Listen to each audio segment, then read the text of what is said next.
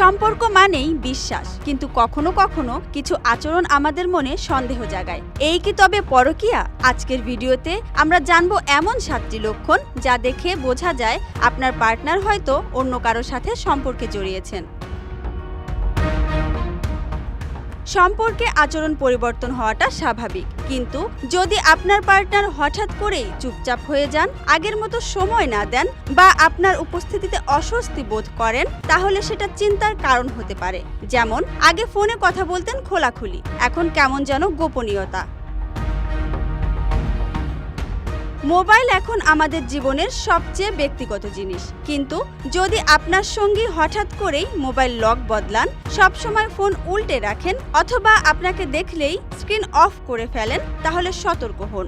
বিশেষ করে রাত করে কথা বলা বা বারবার হোয়াটসঅ্যাপ বা অন্য কোনো মেসেঞ্জারের নোটিফিকেশন আসলে। আপনি যদি কোনো সাধারণ প্রশ্ন করেন আর তাতে আপনার পার্টনার হঠাৎ খুব রেগে যান বা বিষয়টা এড়িয়ে যান, তবে সেটা হতে পারে অপরাধ বোধ থেকে আসা প্রতিক্রিয়া। যেমন, তুমি এত রাতে কোথায় ছিলে? এই প্রশ্নে অনর্থক রাগ দেখানো। হঠাৎ করেই আপনার পার্টনার যদি সাজগোজ, নতুন পোশাক বা পারফিউমে আগ্রহ দেখান যা আগে ছিল না, তাহলে প্রশ্ন ওঠে, কোনো বিশেষ কারোর জন্য কি এত প্রস্তুতি? অনেক সময় দেখা যায় যাদের পরকীয়া থাকে তারা নিজের সঙ্গীর প্রতি শারীরিক আকর্ষণ হারিয়ে ফেলেন।